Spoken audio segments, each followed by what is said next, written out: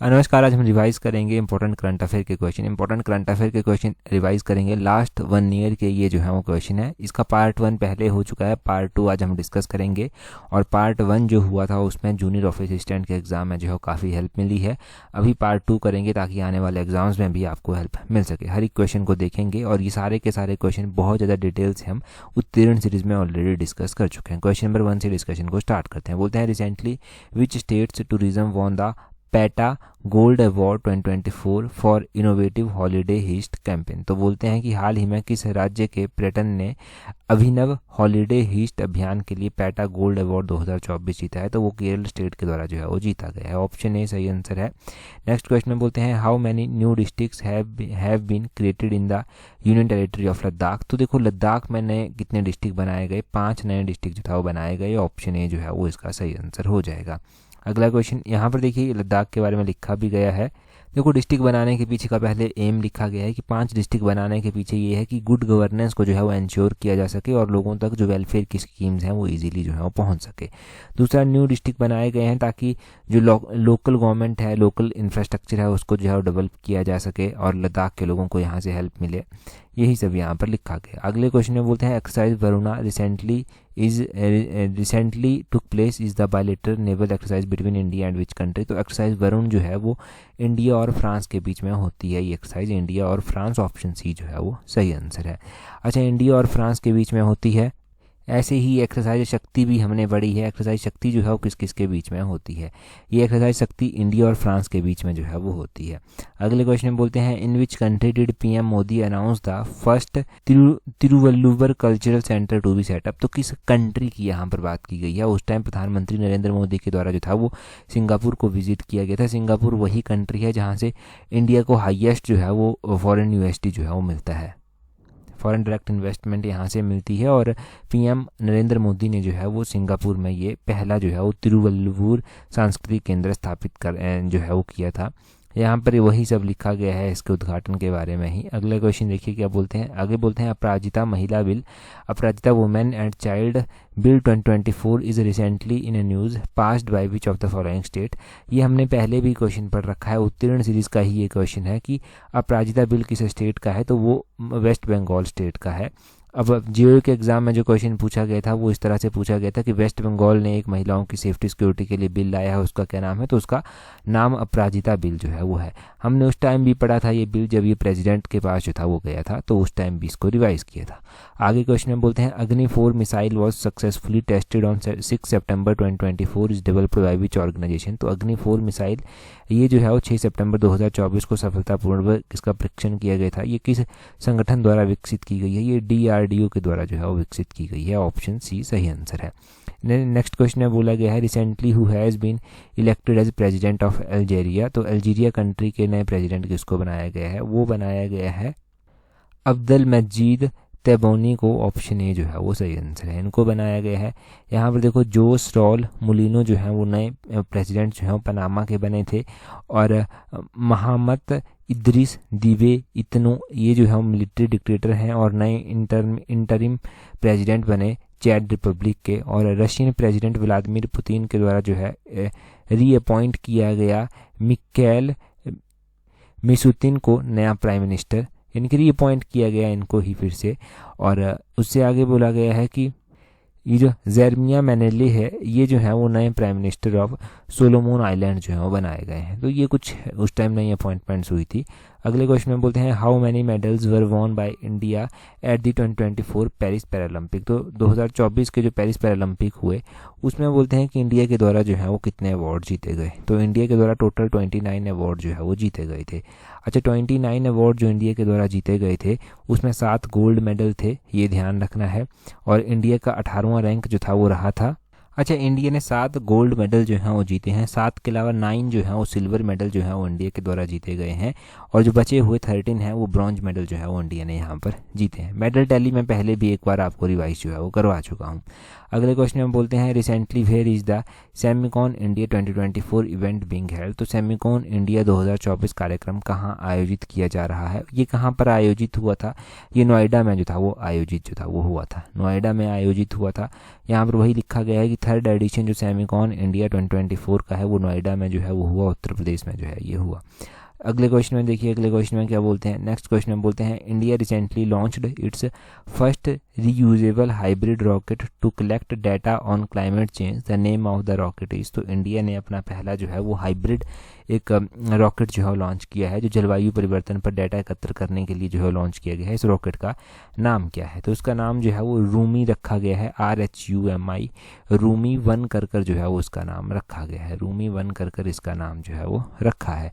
Rumi 1 India का first reusable hybrid rocket है, ये भी ध्यान रखना है, इंडिया का पहला रीयूजेबल हाइब्रिड रॉकेट है। इसको इस तरह से डिज़ाइन किया गया है कि ये क्लाइमेट चेंज के ऊपर डाटा कलेक्ट कर जो है वो लाएगा।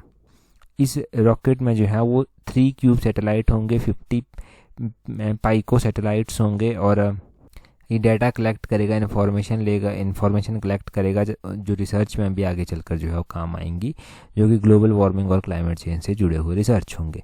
आगे बोलते हैं who has been appointed as new controller and auditor general of India. CAG की यहाँ पर बात की जा रही है। देखो नए कैग किसको बनाया गया है, नए कैग जो है वो बनाया गया है के संजय मूर्ति को, ऑप्शन ए जो है वो सही आंसर हो जाएगा। के संजय मूर्ति नए कैग बने हैं। नेक्स्ट क्वेश्चन में बोलते हैं, अच्छा कैग जो बनाए जाते हैं ना उनके बारे में थोड़ा सा बता दूं आपको।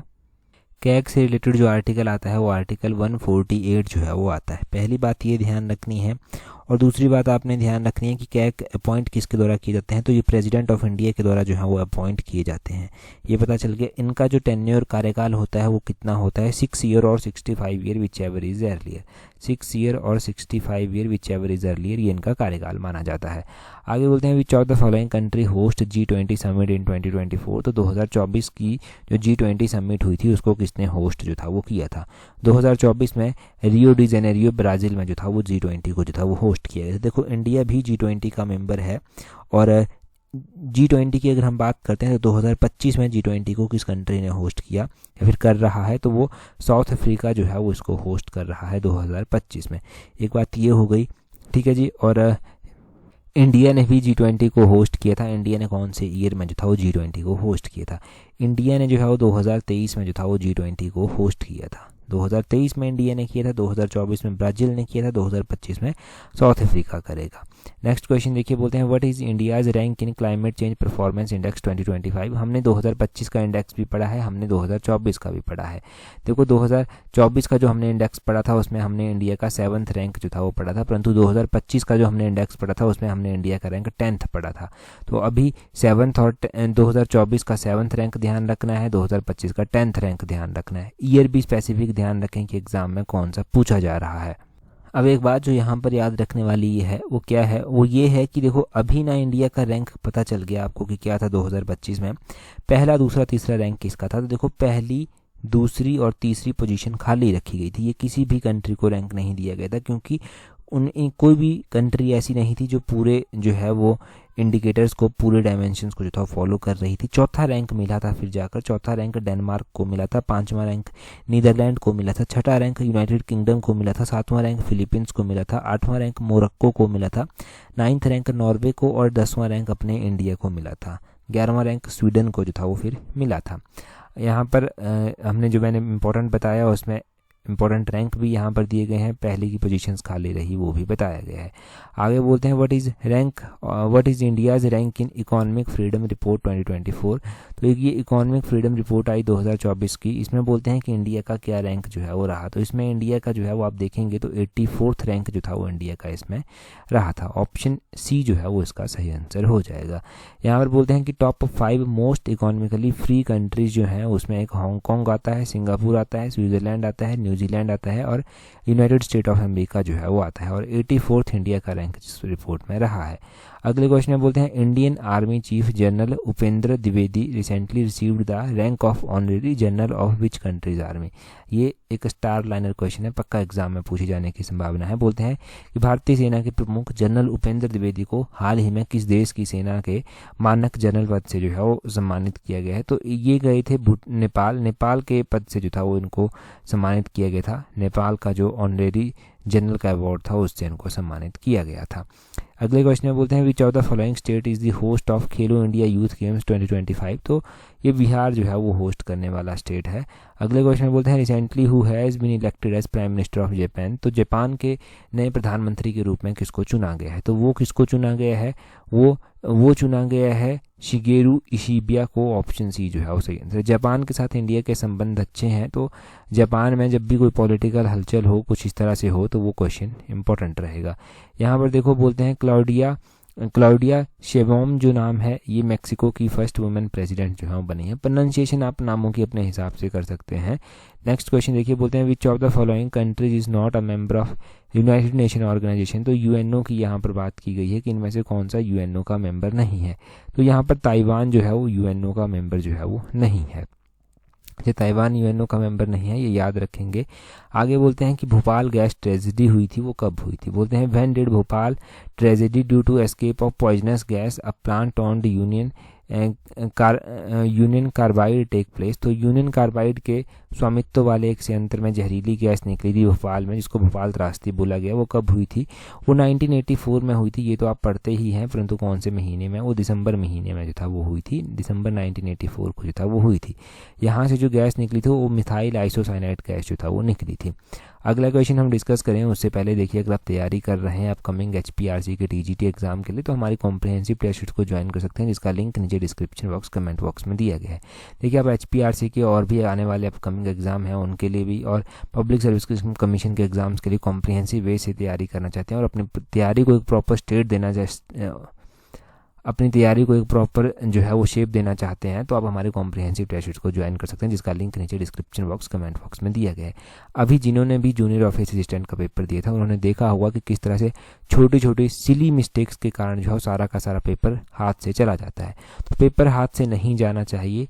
ये कैसे इंश्योर हो पाएगा? ये ऐसे ही इंश्योर हो पाएगा कि आप जो है वो अपनी स्टडी को एक प्रॉपर शेप दें, आप अपनी कमियों के ऊपर काम करें, आप जो है वो अपनी उन चीज़ों को स्ट्रॉन्ग करें जो कमज़ोर हैं। वो तभी पॉसिबल हो पाएगा अगर आप कॉम्प्रिहेंसिव टेस्ट सीरीज को ज्वाइन करते हैं, जिसका लिंक नीचे डिस्क्रिप्शन बॉक्स कमेंट बॉक्स में है। अगले क्वेश्चन में बोलते हैं who have been awarded the 2024 Nobel prize in physics. तो ये भी स्टार लाइनर क्वेश्चन है, अभी तक एग्जाम में नहीं पूछा गया परंतु पक्का पूछा जाएगा।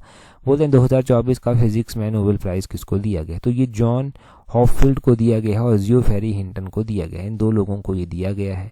2024 के नोबेल प्राइज़ फिजिक्स में इन दो लोगों को दिए गए हैं। इनकी जो ग्राउंड ब्रेकिंग वर्क था machine learning with artificial neural networks के साथ, उसमें इनको दिया गया है। केमिस्ट्री में जो है ये दिया गया है डेविड बेकर और डेमिस हेसाबिक और जॉन एम जम्पर को, इन लोगों को दिया गया है। इनका प्रोटीन साइंस में जो कंट्रीब्यूशन है उसके लिए इनको ये अवार्ड दिया गया है।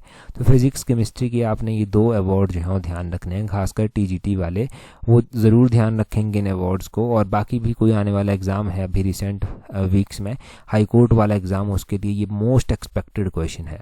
ठीक है, अगले क्वेश्चन में देखिए क्या बोलते हैं। बोलते हैं recently which of the following country host 11th D8 summit.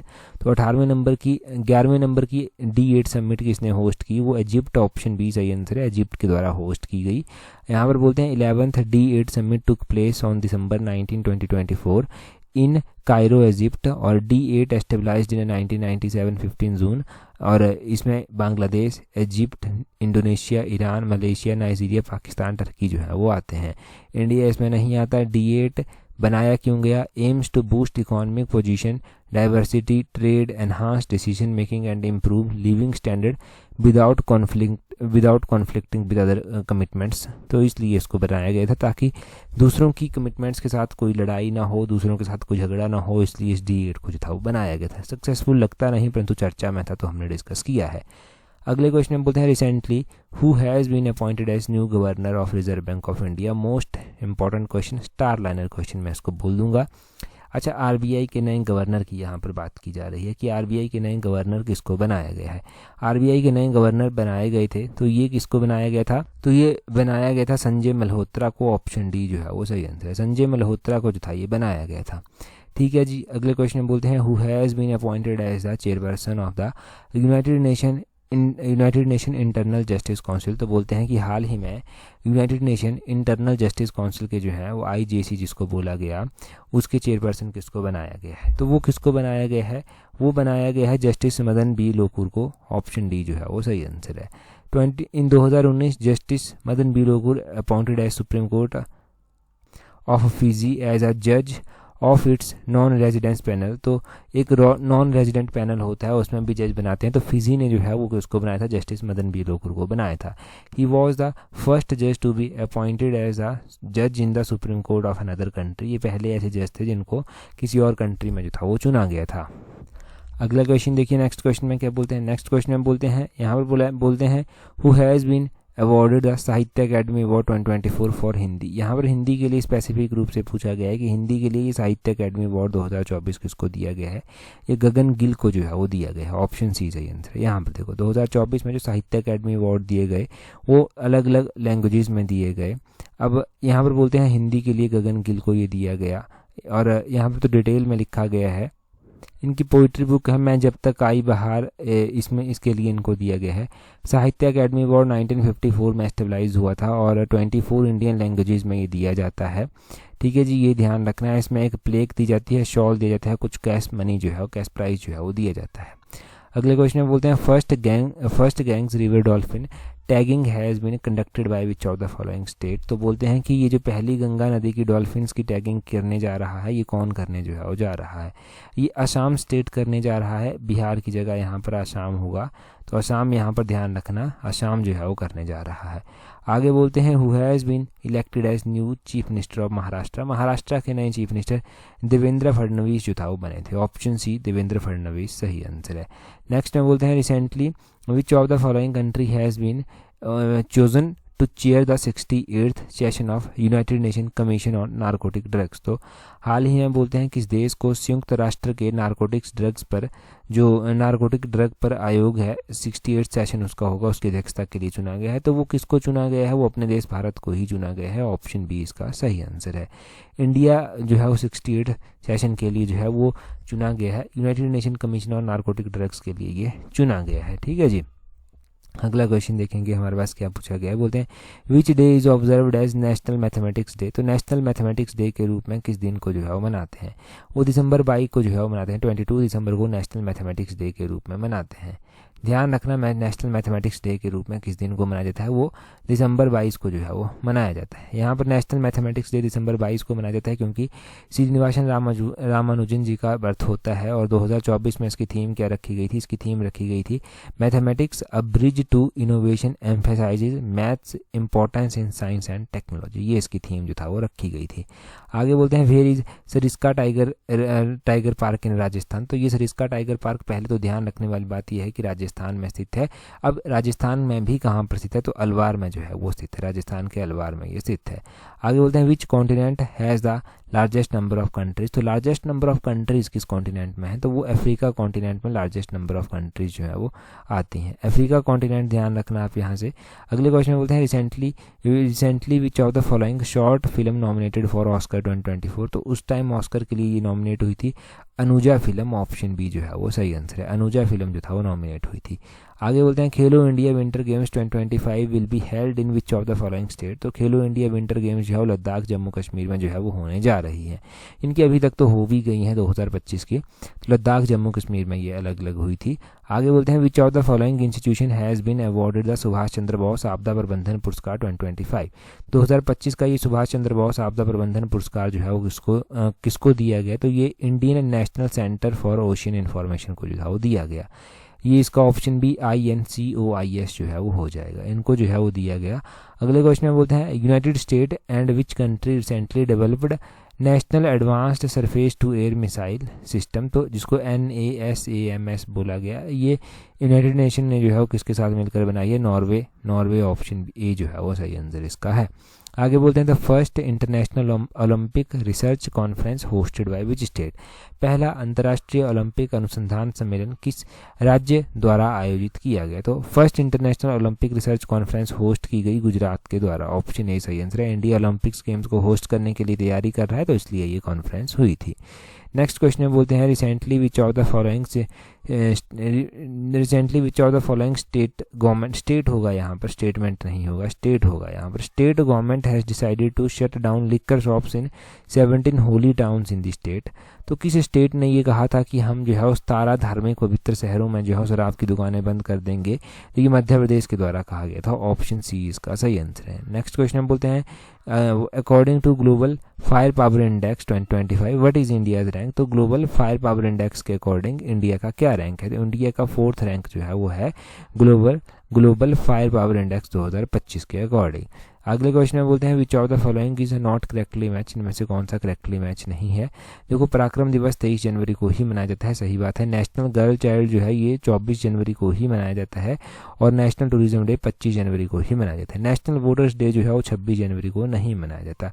अच्छा, नेशनल वोटर्स डे जो है वो कब मनाया जाता है। नेशनल वोटर्स डे हर साल 25 जनवरी को जो है मनाया जाता है, क्योंकि इलेक्शन कमीशन ऑफ इंडिया की इस दिन स्थापना हुई थी। इलेक्शन कमीशन ऑफ इंडिया की स्थापना 25 जनवरी 1950 को हुई थी। अच्छा, इलेक्शन कमीशन ऑफ इंडिया के साथ इंडियन कॉन्स्टिट्यूशन का कौन सा पार्ट जो है वो डील करता है, वो आप जल्दी से कमेंट करके बता दीजिए, आपका भी रिवीजन हो जाएगा, थोड़ी सी ब्रेन स्टॉर्मिंग यहाँ से हो जाती है। आगे बोलते हैं which city of Ujjain situated on the bank of which river. तो उज्जैन शहर किस नदी के किनारे स्थित है, तो उज्जैन जो है वो शिप्रा नदी के किनारे स्थित है। ऑप्शन ए जो है वो इसका सही आंसर होगा। Godavari is known as Dakshin Ganga और Kaveri is known as Ganges of South India. तो गोदावरी को जो है वो दक्षिण गंगा बोलते हैं, और कावेरी को जो है वो साउथ इंडिया की गंगा जो है वो बोला जाता है। तो ये भी आप नदियों के बारे में यहाँ से नोट कर सकते हैं। अगले क्वेश्चन में बोलते हैं in which year did the India officially join the Shanghai cooperation organisation, SCO की बात की जा रही है, as a full fledged member. तो इंडिया ने एससीओ को कब ज्वाइन किया था, इंडिया ने जो था वो एससीओ को 2017 में जो था वो ज्वाइन किया था। ऑप्शन सी सही आंसर है, 2017 में ज्वाइन किया था। एससीओ की बात करें तो एससीओ संघाई कोऑपरेशन ऑर्गेनाइजेशन की स्थापना संघाई में 15 जून 2001 को जो था वो हुई थी। 9 जून 2017 को जो था वो जो है वो इसकी समिट अस्थाना में हुई थी, जहां पर इंडिया ने इसको ज्वाइन किया था। इंडिया के साथ उस टाइम पाकिस्तान भी ऑफिशियली इसका फुल फ्लेज्ड मेंबर बना था।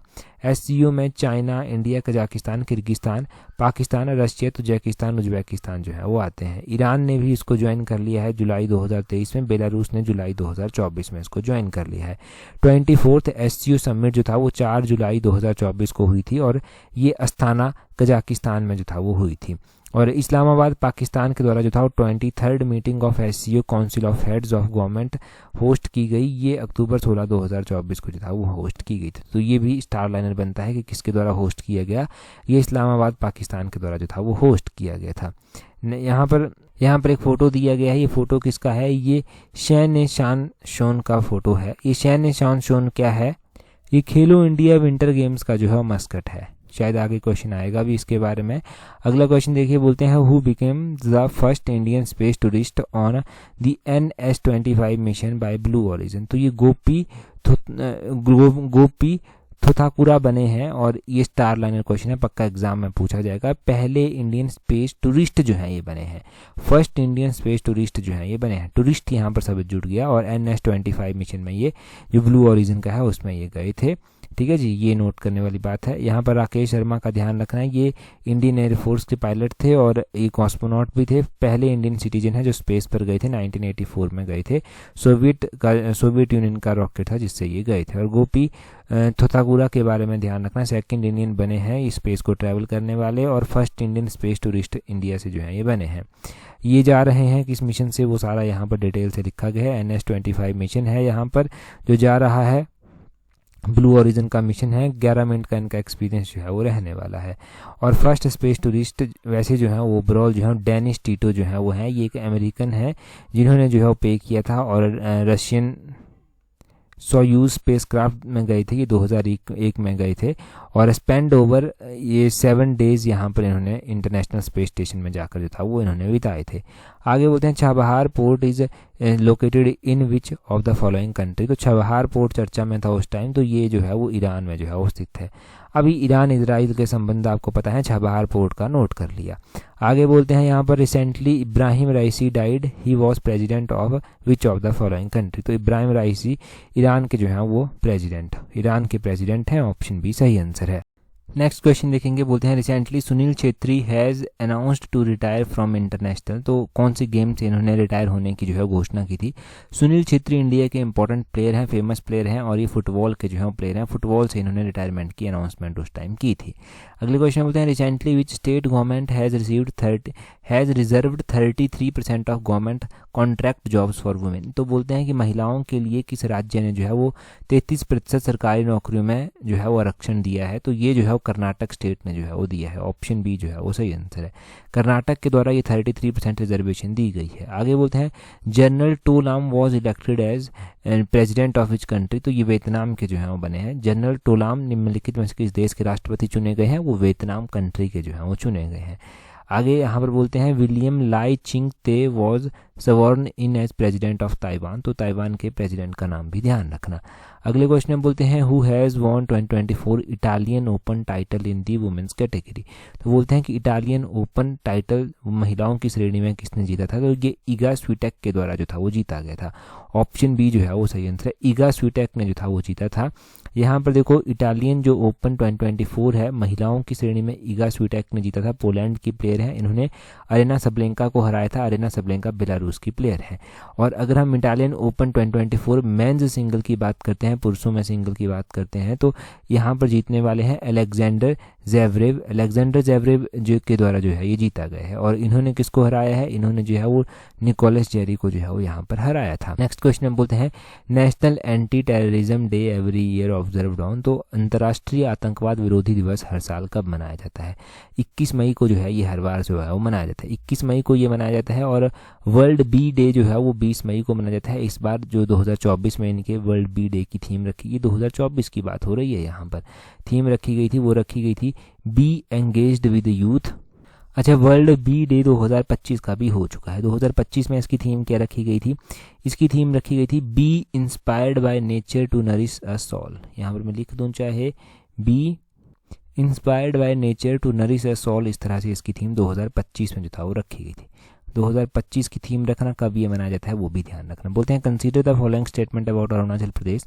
अरुणाचल के बारे में कुछ स्टेटमेंट्स दी गई हैं। पहले बोलते हैं Arunachal Pradesh has the lowest population density in India, कि अरुणाचल की पॉपुलेशन डेंसिटी पूरे इंडिया में सबसे कम है। आगे बोलते हैं Arunachal Pradesh share border with state of Assam and Nagaland in to south में ये असम और नागालैंड के साथ बाउंड्री शेयर करता है। उससे आगे बोलते हैं Arunachal Pradesh share boundary with 2 countries only, कि असम जो है वो सिर्फ 2 कंट्रीज़ के साथ बाउंड्री शेयर करता है। आगे बोलते हैं दीपू पास इज लोकेटेड इन अरुणाचल प्रदेश, की ये दीपू पास जो है वो अरुणाचल प्रदेश में स्थित है। यहाँ पर ना आपको गलत वाली स्टेटमेंट बतानी है, तो ये ऑप्शन सी गलत हो जाएगा। Arunachal Pradesh share boundary with 2 countries only, देखो अरुणाचल प्रदेश 2 कंट्रीज़ के साथ बाउंड्री शेयर नहीं करता, ये 3 कंट्रीज़ के साथ बाउंड्री शेयर करता है। थोड़ा सा हम डिटेल से देखेंगे। अरुणाचल प्रदेश जो है वो 3 कंट्रीज़ भूटान, म्यांमार और चाइना के साथ बाउंड्री शेयर करता है। और सबसे ज़्यादा बाउंड्री इसकी चाइना के साथ लगती है 1080 किलोमीटर। भूटान के साथ ये वेस्ट में, म्यांमार के साथ ईस्ट में और चाइना के साथ नॉर्थ ईस्ट में बाउंड्री शेयर करता है। भूटान जो है वो असम और नागालैंड स्टेट के साथ साउथ में बाउंड्री शेयर करता है। दीपू पास अरुणाचल प्रदेश में स्थित है। और अरुणाचल प्रदेश की जो पॉपुलेशन डेंसिटी है इंडिया में वो सबसे कम है। ये स्टेटमेंट भी बिल्कुल सही यहाँ पर दी गई है। अगले क्वेश्चन में बोलते हैं the Montreal protocol on substances that deplete the ozone layer was signed in which of the following country, तो ये मॉन्ट्रियल प्रोटोकॉल कहाँ पर हुआ था साइन, ये कनाडा में हुआ था। अच्छा, मॉन्ट्रियल प्रोटोकॉल हुआ कौन से ईयर में था साइन, ये आप कमेंट कर जो है वो बता दीजिए। मैंने बहुत बार ये मॉन्ट्रियल प्रोटोकॉल आपको बताया है, तो अभी आप कमेंट कर बताएंगे कि ये मॉन्ट्रियल प्रोटोकॉल आखिर हुआ कब था। आपके लिए बहुत ज़्यादा ये काम नहीं है, ये छोटा सा काम है कि मॉन्ट्रियल प्रोटोकॉल जो है वो कौन से ईयर में जो था वो साइन हुआ था। अच्छा, अगला क्वेश्चन हम यहाँ पर देखेंगे। बोलते हैं what is the name of the operation under which India has send aid to typhoon hit Myanmar, Vietnam and Laos, तो म्यांमार, वियतनाम और लॉस में जो है टाइफून ने हिट जो था वो किया था और इंडिया के द्वारा वहाँ पर अपनी सहायता भेजी गई थी। उस ऑपरेशन का नाम आपने बताना है जिसके तहत इंडिया ने जो था वो सहायता भेजी थी। ये 4 ऑप्शंस आपके पास दिए गए हैं, आपने कमेंट कर बताना है। हमने जो पार्ट 1 जो लास्ट 1 ईयर के करंट अफेयर का डिस्कस किया है ना, उसमें ये हमने पहला ही क्वेश्चन डिस्कस किया था। अभी आप कमेंट कर बता दो। देखो टेलीग्राम पर अगर आपने हमें ज्वाइन नहीं किया है तो टेलीग्राम पर हमें ज्वाइन करने के लिए अपने टेलीग्राम से @allexam31 करके सर्च करना, आपको हमारा टेलीग्राम चैनल मिल जाएगा। टेलीग्राम पर आपको हर एक इंपॉर्टेंट अपडेट वो दे दी जाती है जो एग्जाम में आपकी हेल्प करती है, तो टेलीग्राम पर ज्वाइन कर लें। आज की इस वीडियो में इतना ही है। That's all for today. Thank you very much for watching and listening it very patiently.